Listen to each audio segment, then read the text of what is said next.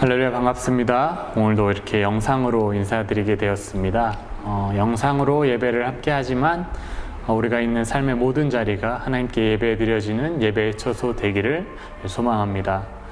오늘 함께 찬양으로 고백하고 싶은 건 우리가 하나님께 나아가는 우리의 모습 가운데에 하나님 외에 다른 것들을 어떤 대안이나 차선책들을 가지고 주님 앞에 나아가는 것이 아니라 온전히 하나님만 믿는 그 믿음으로써 나아간다라는 그 고백 함께 드렸으면 좋겠습니다. 네, 함께 찬양하시겠습니다.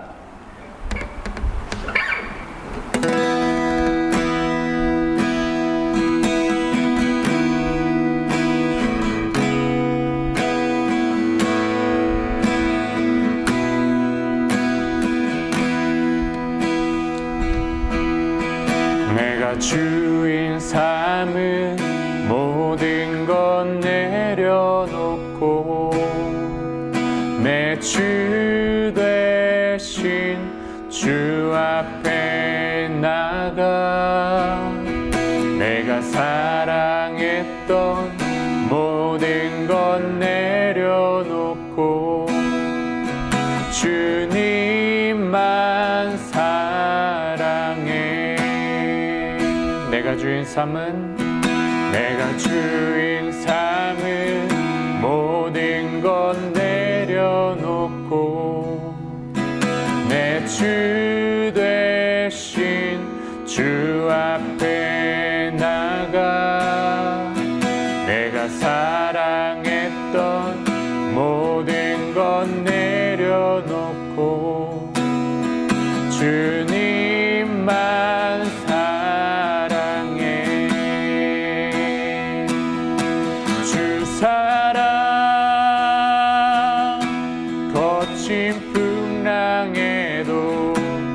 깊은 바다처럼 나를 잠잠케 해. 주 사랑 내 영혼의 반석 그 사랑 위에 서리.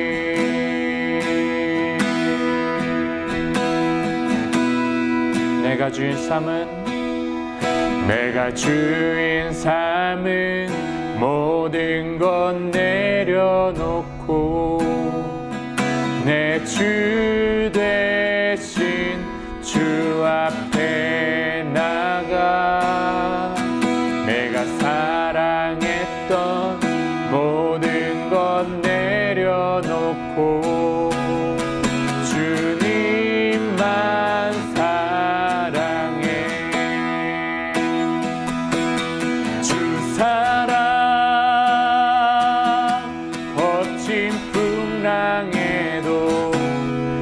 깊은 바다처럼 나를 잠잠케 해. 주 사랑 내 영혼의 반석 그 사랑 위에 서리. 주 사랑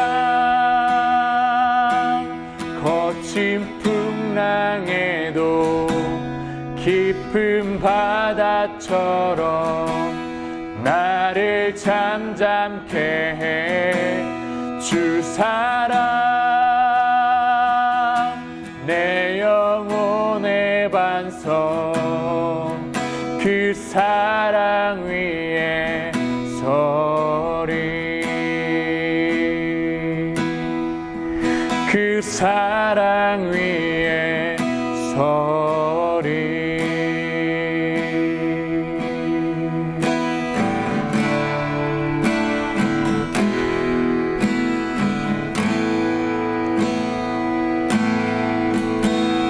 주만이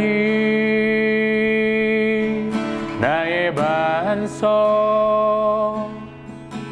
나의 구원이시니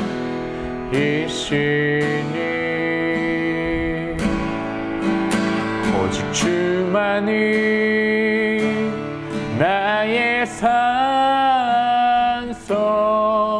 내가 요동치 아니하리라.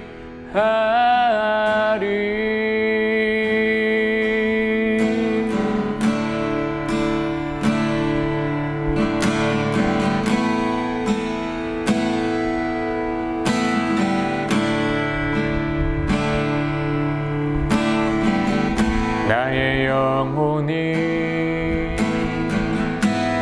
잠잠히 하나님만 바라며 나의 구원이 그에게서 나는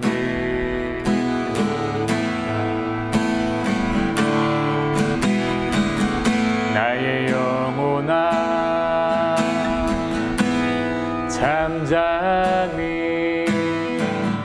하나님만 바라라. 나의 소망이 저에게서 나는도다.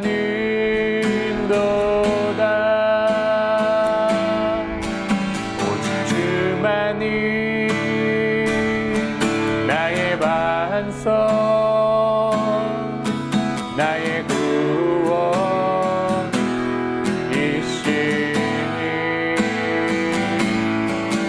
오직 주만이 나의 산성 내가 요동치 아니하리.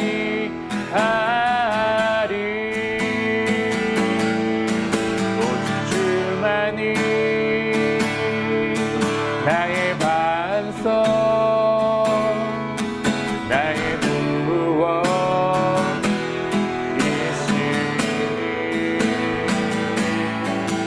오직 주만이 나의 산성 내가 요동치 아니하리.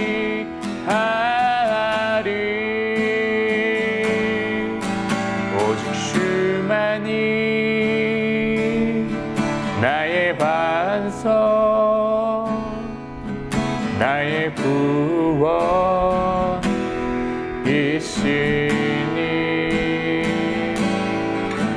오직 주만이 나의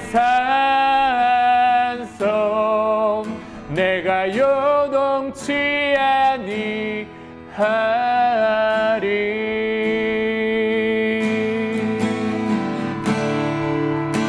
시간 함께 같이 기도했으면 좋겠습니다. 우리 함께 찬양으로 고백했던 것처럼 하나님 오직 주님만이 나의 소망 되시며 오직 나의 주님만이 나의 믿음 되신다라고 함께 같이 기도하며 나아가시겠습니다. 내가 다른 것에 소망을 두는 것이 아니라 다른 것에 믿음을 두는 것이 아니라 하나님 오직 주님만을 소망하며 주님만을 바라보며 나아간 자 되게 하여 주시옵소서. 하나님 주 나의 믿음 되시며 나의 반석 되신 주님 감사합니다. 찬양하며 주십시오.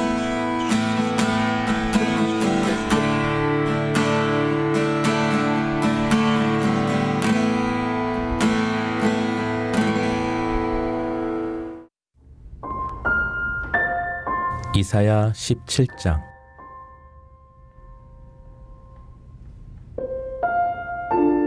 다메섹에 관한 경고라. 보라, 다메섹이 장차 성읍을 이루지 못하고 무너진 무더기가 될 것이라. 아로엘의 성읍들이 버림을 당하리니 양무리를 치는 곳이 되어 양이 눕되 놀라게 할 자가 없을 것이며 에브라임의 요새와 다메섹 나라와 아람의 남은 자가 멸절하여 이스라엘 자손의 영광같이 되리라. 만군의 여호와의 말씀이니라. 그날의 야곱의 영광이 쇠하고 그의 살찐 몸이 파리하리니 마치 추수하는 자가 곡식을 거두어 가지고 그의 손으로 이삭을 벤 것 같고 르바인 골짜기에서 이삭을 주운 것 같으리라. 그러나 그 안에 주울 것이 남으리니 감람나무를 흔들 때에 가장 높은 가지 꼭대기에 과일 2-3개가 남음 같겠고 무성한 나무의 가장 먼 가지에 4-5개가 남음 같으리라. 이스라엘의 하나님 여호와의 말씀이니라. 그날의 사람이 자기를 지으신 이를 바라보겠으며 그의 눈이 이스라엘의 거룩하신 이를 뵙겠고 자기 손으로 만든 제단을 바라보지 아니하며 자기 손가락으로 지은 아세라나 태양상을 보지 아니할 것이며 그날의 그 견고한 성읍들이 옛적의 이스라엘 자손 앞에서 버림받은 숲풀 속의 처소와 작은 산 꼭대기의 처소 같아서 황폐하리니 이는 내가 내 구원의 하나님을 잊어버리며 내 능력의 반석을 마음에 두지 아니한 까닭이라. 그러므로 내가 기뻐하는 나무를 심으며 이방의 나무까지도 이종하는도다.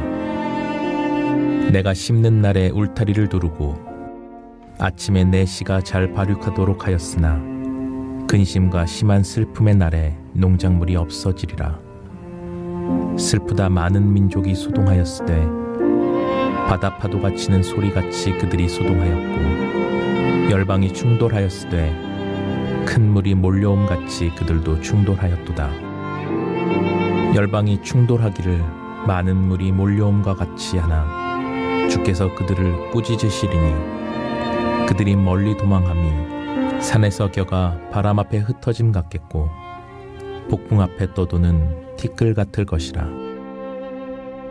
보라 저녁에 두려움을 당하고 아침이 오기 전에 그들이 없어졌나니 이는 우리를 노력한 자들의 몫이요 우리를 강탈한 자들의 보응이니라. 한 주간 평안하셨습니까? 8월의 첫 주입니다. 이번 달도 하나님과 동행하심이 기쁨이 되는 시간 되시길 바랍니다. 먼저 이사야서 1장에서 12장까지는 이스라엘을 심판하시는 하나님이 중심 주제였다면 13장부터 23장까지 열방을 심판하시는 하나님의 중심 주제로 다루고 있습니다. 이스라엘의 통치자가 열방을 다스리시는 하나님이시라는 사실이 본문을 형성하고 있는 열방 심판에 대한 핵심 메시지입니다. 그리고 계속해서 우리에게 질문하고 있습니다. 과연 나는 누구를 의지할 것인가? 라는 것입니다.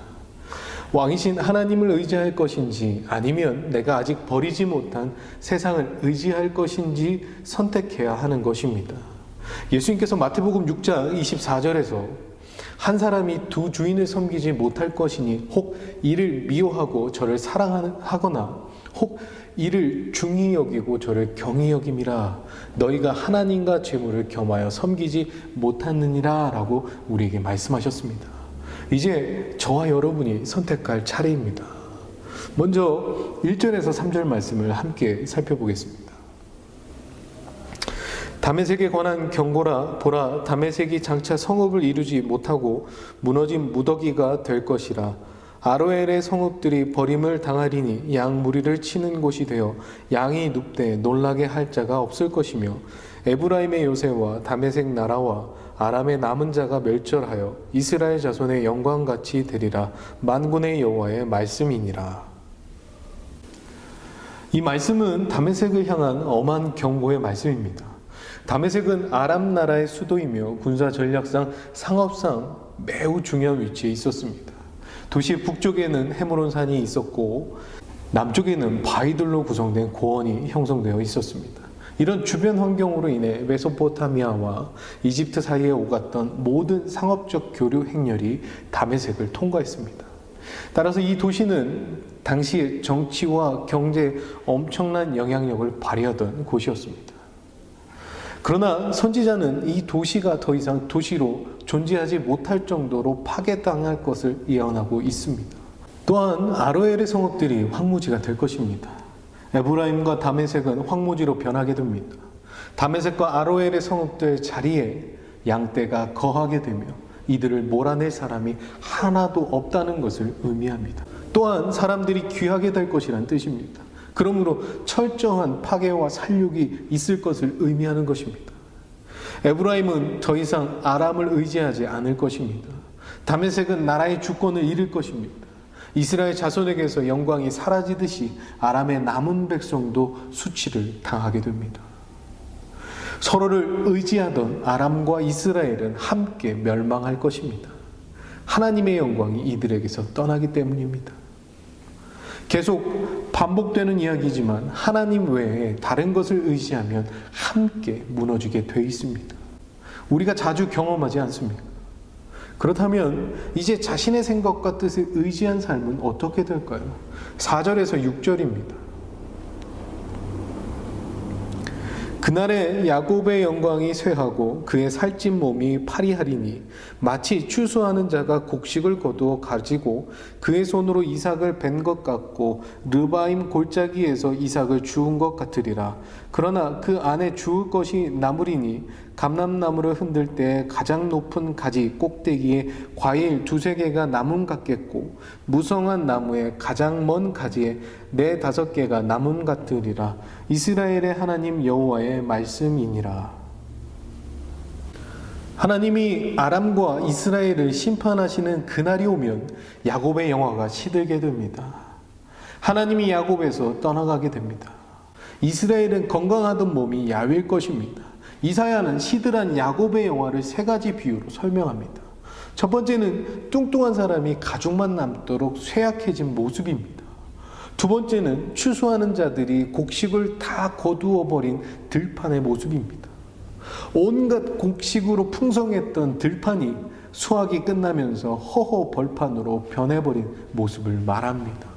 세 번째는 열매를 따고 난 올리브 나무입니다. 당시 농부들이 올리브를 수확할 때는 막대기로 나뭇가지를 쳐서 열매가 떨어지게 했습니다. 이사야 선지자는 아주 극소수의 열매만 남아있는 앙상한 과실나무를 묘사하고 있는 것입니다. 이 3가지 비유는 하나같이 소수의 보잘것없는 숫자만 남을 것이며 나머지는 모두 멸망할 것을 선포하고 있는 것입니다.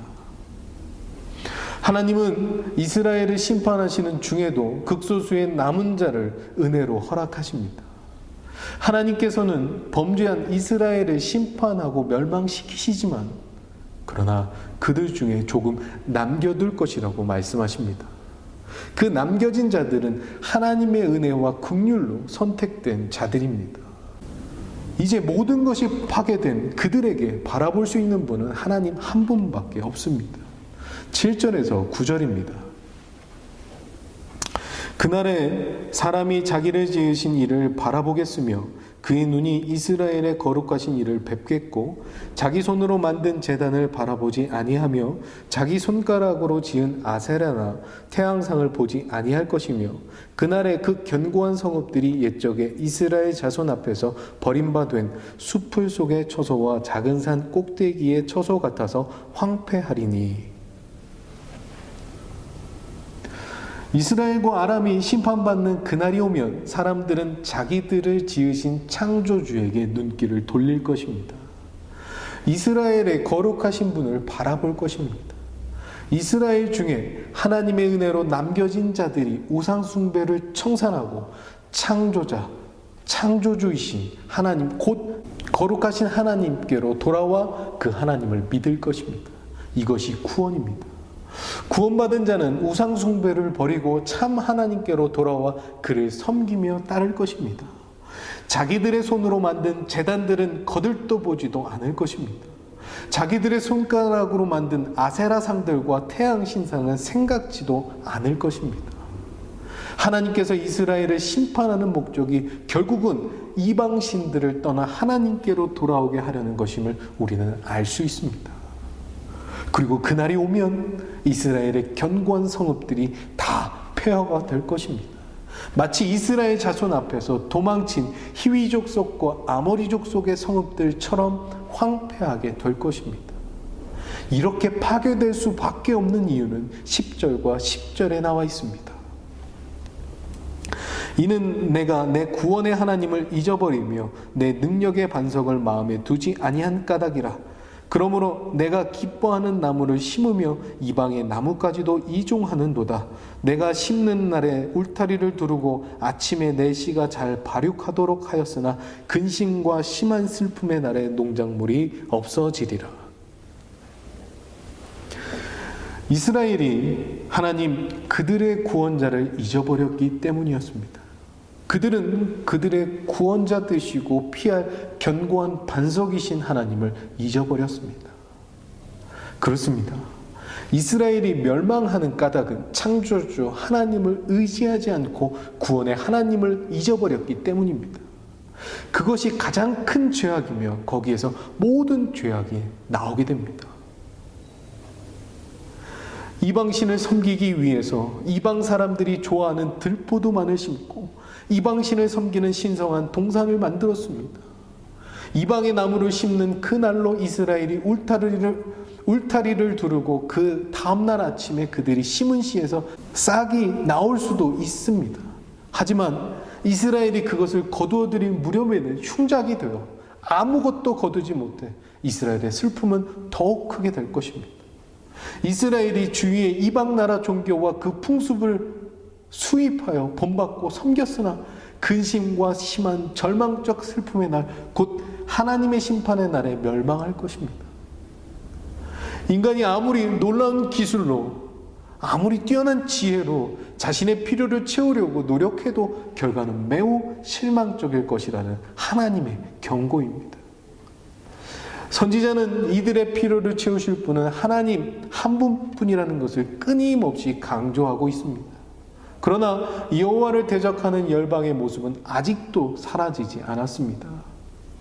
그래서 그들의 모습을 이렇게 고백합니다. 12절에서 14절입니다. 슬프다. 많은 민족이 소동하였으되 바다 파도가 치는 소리같이 그들이 소동하였고 열방이 충돌하였으되 큰 물이 몰려옴같이 그들도 충돌하였도다. 열방이 충돌하기를 많은 물이 몰려옴과 같이 하나 주께서 그들을 꾸짖으리니 그들이 멀리 도망함이 산에서 겨가 바람 앞에 흩어짐 같겠고 폭풍 앞에 떠도는 티끌 같을 것이라. 보라, 저녁에 두려움을 당하고 아침이 오기 전에 그들이 없어졌나니 이는 우리를 노력한 자들의 몫이요 우리를 강탈한 자들의 보응이니라. 이제 12절부터 18장 7절까지는 바닷물처럼 예루살렘으로 밀려들 아수르 왕 사네립의 연합군을 하나님이 꾸짖어 물리치실 것에 대한 이야기를 하고 있습니다. 성난 물결 같은 열방의 세력도 여호와 앞에서는 물거품이 되어버리는 것입니다. 하나님이 그들을 꾸짖으실 때 그들은 바람 앞에 흩어짐 같겠고 폭풍 앞에 떠도는 티끌같이 될 것입니다. 겨와 티끌은 둘 다 생명력이 없을 뿐만 아니라 외부의 힘에 의하여 움직임이 결정되는 것들입니다. 또한 이것들은 어떤 가치도 지니지 않았습니다. 힘없이 허물어지는 열방의 모습입니다. 하나님이 이들을 물리치시는데 어떠한 어려움도 없으시고 시간도 걸리지 않으실 겁니다. 단숨에 해내시기 때문입니다. 밤이 시작될 때 그들은 공포의 존재였지만 아침이 오기 전에 그들이 없어져 버려 이제 더 이상 위협 요소가 되지 않을 것입니다. 아수르 왕 사네립은 유다를 향해 무섭게 돌진했지만 여호와는 하룻밤 사이에 18만 5천 명을 살해해서 그를 비참한 꼴로 바람에 날리게 하셨습니다. 이사야 36장 37장에 잘 나와 있습니다. 이제 말씀을 정리합니다. 처음에 드렸던 질문을 다시 한번 답해 보시기 바랍니다. 하나님을 택할 것인지 세상을 택할 것인지 이제 결정하셔야 합니다. 우리는 멸망한 이스라엘처럼 사람들이 만든 헛된 우상들을 바라보거나 의지하지 말고 오직 창조주 하나님만 바라보고 믿고 의지하며 섬겨야 합니다. 그리고 구원의 하나님을 잊어버리지 말아야 합니다. 죄악으로 가득한 이스라엘 백성들을 징벌하시면서도 하나님께서는 은혜로 그들을 조금 남겨두셨습니다. 그렇게 오늘날도 남겨두신 자들이 있습니다. 바로 저와 여러분입니다. 우리를 남겨두신 이 구원의 역사는 오직 하나님의 은혜입니다. 한 주 하나님의 말씀을 통해 하나님의 은혜와 긍휼하심을 의지하시는 시간 되시길 주님의 이름으로 축원합니다. 기도하겠습니다. 하나님 감사합니다. 오늘도 하나님 백성 되게 해주심을 감사드리며 하나님 말씀 앞에 우리의 모든 죄악들을 내려놓게 하여 주시옵고 그동안 아직도 버리지 못하며 하나님을 의지하지 못하고 세상을 의지하고 사람을 의지하고 돈을 의지하고 힘을 의지하고 이 나라를 의지했던 이 죄악된 모든 것들을 용서하여 주시옵고, 다시 한번 하나님 이 땅의 것들을 의지하지 않게 하여 주시고 하나님만 의지하며 하나님 뜻을 구하며 나아갈 수 있는 온전한 주의 백성들로 삼아 주시옵소서. 아직 어렵고 힘든 세상 상황에 놓여져 있지만 그럼에도 하나님만 의지하게 하여 주셔서 주의 말씀으로 주시는 힘과 능력을 의지할 수 있는 복된 한 날이 되게 하여 주시옵소서. 한 주도 하나님 은혜 안에 거하게 하여 주시고 오로지 하나님만 의지하며 나아갈 수 있는 복된 시간 되게 하여 주실 것을 믿사오며 살아계신 예수님의 이름으로 기도하옵나이다. 아멘.